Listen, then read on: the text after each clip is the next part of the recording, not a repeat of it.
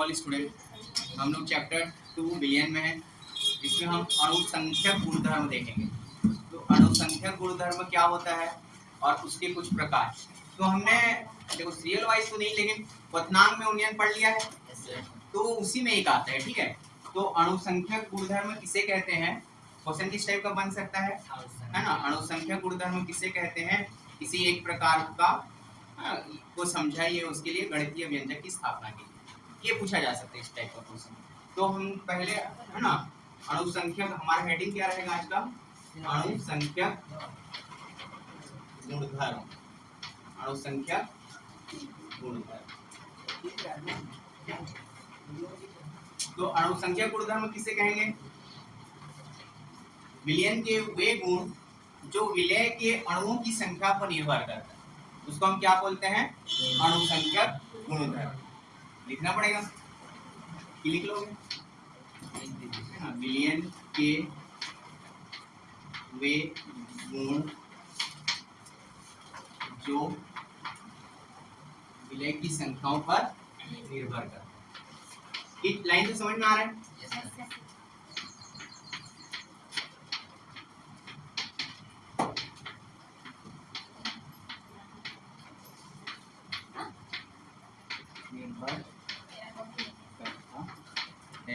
क्या कहलाता है? अणुसंख्यक गुण। ये 4 प्रकार के होते हैं। ठीक है, ये कितने प्रकार के होते हैं? 4 प्रकार। और ये मेन इंपॉर्टेंट है, ये चारों याद होना चाहिए। 4 प्रकार के होते हैं, इसको हमको अच्छे से पढ़ना है। ठीक है, ये हम लोग लाइन से नहीं पढ़े हैं। पहला होता है वाष्प दाब में अपेक्षिक अवनमन। ये पढ़े हैं क्या? इसको नहीं पढ़े ना? अपेक्षिक अवनमन। दूसरा क्वथनांक में, ये वाला पढ़ चुके हैं। क्वथनांक में उन्नयन। और हिमांक में हिमांक का अवनमन है ना, हिमांक का अवनमन। और लास्ट होता है परासरण दाब। परासरण दाब। ये 4 चीज आपका इंपॉर्टेंट है ना एक पूछा जाएगा। ठीक है, तो अणुसंख्यक गुणधर्म किसे कहते हैं? ये कितने प्रकार के होते हैं? 4, जिसमें से हम क्वथनांक के उन्नयन पढ़ चुके हैं। ये सबको समझ में आया था? ग्रीस और अजीत को। तो आज हम पढ़ेंगे वाष्प दाब में अपेक्षिक अवनमन। तो उन्नयन और अवनमन बताया था मैं। उन्नयन मतलब बढ़ना और अवनमन मतलब कम होना। ठीक है, तो आज है ना वाष्प दाब में अपेक्षिक अवनमन देखते हैं। ये समझ में आया?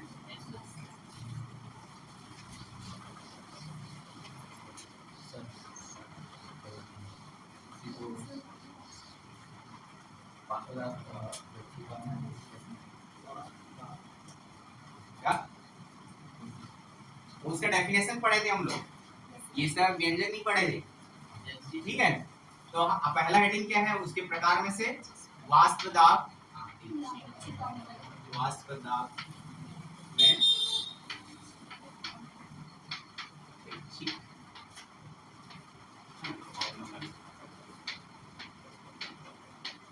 तो और इसके लिए क्या करोगे? गणितीय व्यंजक के लिए राउल्ट का नियम। कहां से स्टार्ट करोगे इसका? हाँ, राउल्ट का नियम याद है? क्या होता है? चलो आयुष बताओ। द्रव के गैस में विलायक एवं विलयता या विलायक। सवारियां बताइए। तो ये तो पढ़ के गए थे, वो हमारे तो वीडियो भी नहीं देख सकते। हाँ मिताली?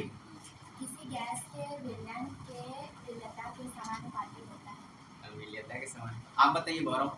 किसी गैस के द्रव में विलयन विलयता के घटकों के समानुपाती होता है। ठीक है, मतलब किसी विलयन में विलायक का जो वाष्प दाब है ना, उसके घटक या मोल प्रभाव के क्या होता है? समानुपाती होता है। ठीक है, तो राउल्ट के नियमानुसार क्या लिखोगे? किसी विलयन में विलायक का वाष्प दाब। ठीक है, तो विलायक का वाष्प दाब, किसी विलयन में विलायक का वाष्प दाब उसके विलयन है ना, उसके विलायक का वाष्प दाब उसके विलय के मोल प्रवाह के क्या होता है,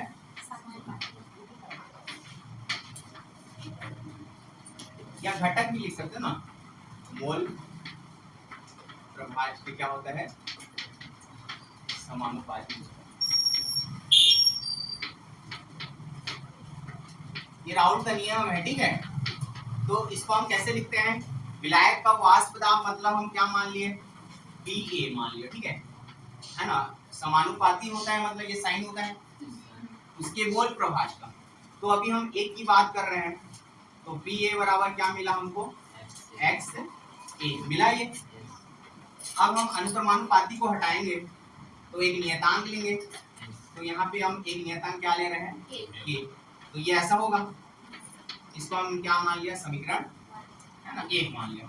यहाँ से समझ में आया। अब देखो शुद्ध विलायक का वाष्प दाब क्या होता है, शुद्ध विलायक का वाष्प दाब बताया था मैं, शुद्ध विलायक का वाष्प दाब जो होता है, जैसे PA है वाष्प दाब, तो उसको हम P0A मान लेते हैं या PA0 मान लेते हैं, मानते हैं कि मानते हैं। और उसका जो मोल प्रवाह का जो मान होता है ना, या जो विलय का जो मान होता है विलायक का, उसको हम क्या मान लेते हैं, 1 मान लेते हैं, हाँ कि ना। अब इसका मान को हम क्या करेंगे, समीकरण 1 में रखेंगे, ठीक है। तो क्या मिलेगा देखो, PA बराबर हमको क्या मिला, P0A मिला, इक्वल टू K का K रहेगा और इसकी वैल्यू कितना आ गया, 1, ये मिला ना। मतलब शुद्ध विलायक का वाष्प दाब है ना एक नियतांक के बराबर मान रहे हैं। अब K का मान को फिर से यहाँ पे हम क्या करेंगे, समीकरण 1 में रखेंगे, तो क्या मिलेगा, PA इक्वल टू K का मान क्या रखना है, P0A और XA। ये समझ में आया। अब देखो जो विलायक के रूप में होता है, मैं बताया था मोल प्रवाह का जो योग है वो किसके बराबर होता है, 1 के बराबर होता है, क्योंकि टोटल विलयन का मान जो है क्या होता है, समान होता है। तो XA बराबर क्या हो जाएगा, मतलब PA बराबर P0A, इसके जगह हम क्या लिख सकते हैं, 1 माइनस XB लिख सकता हूँ। क्यों लिख सकता हूँ, क्योंकि XA प्लस XB है ना, मतलब विलय और विलायक के जो मोल प्रवाह का मान किसके बराबर होते हैं, +1। तो यहाँ से XA की वैल्यू निकालेंगे तो क्या मिलेगा, 1 माइनस XB मिलेगा। ये क्या है, इसको विलायक मान लिए और ये आपका क्या है, विलय मान लिया है ना। इसको घटक को नाम दिया गया है, तो यहाँ से समझ में आया। इसके बाद इसको सॉल्व करने के है ना, ब्रैकेट को हटाएंगे तो क्या मिलेगा, PA equal to P0A minus क्या हो जाएगा, ये P0A XB। अब यहाँ से हमको XB का मान निकालना है, तो XB का मान निकालना है मतलब इस पूरे टर्म को इधर ट्रांसफर कर दे रहा हूँ, तो ये माइनस में तो इधर आएगा तो है ना, तो ये हो जाएगा XB और ऑलरेडी ये आपका नॉट में है, P0A में है, ये प्लस में इधर ट्रांसफर करेंगे तो माइनस में PA और फिर XB का मान निकालना है, मतलब है ना क्या हो जाएगा, P0A माइनस PA अपना क्या हो जाएगा, P0A। ये क्या है, वाष्प दाब में अपेक्षित अवनमन के लिए व्यंजक। ये समझ में आया। कहाँ पे, ये वाला। देखो हमको XB का मान इसका निकालना है, मतलब ये क्या है आपका विलायक का मोल प्रवाह है ना, क्योंकि B को हमने विलायक मान लिया, A को विलय मान लिया, तो ये विलायक का मोल प्रवाह, इसका मान निकालना है। मतलब इसको लेफ्ट में ले आए, माइनस में है तो इधर प्लस हो गया, ये ऑलरेडी राइट साइड में प्लस फॉर्म में है, वैसी को वैसे रहने दो, ये लेफ्ट में है लेकिन प्लस में, इधर जाएगा तो फिर XB का मान निकालना है, इनटू में है तो इधर जाएगा तो डिवाइड का होगा ना, तो ये क्या हो जाएगा आपका वाष्प दाब में अपेक्षिक अवनमन, जहां पे लिख देना है ना। ये इसका मतलब क्या है, देखो P0A माइनस PA का मतलब क्या है, P0A का मतलब क्या है, आदर्श बताइए, PA0 का मतलब क्या है,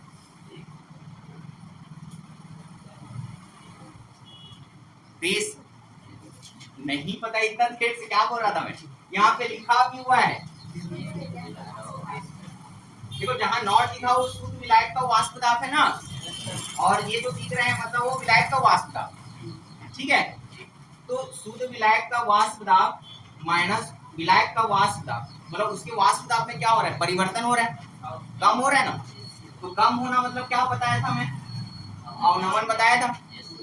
तो ना, तो वाष्प दाब में ये क्या हो रहा है, अवनमन। इसका मतलब क्या हुआ, ये पूरे का मतलब क्या हुआ, वाष्प दाब में अवनमन, ठीक है।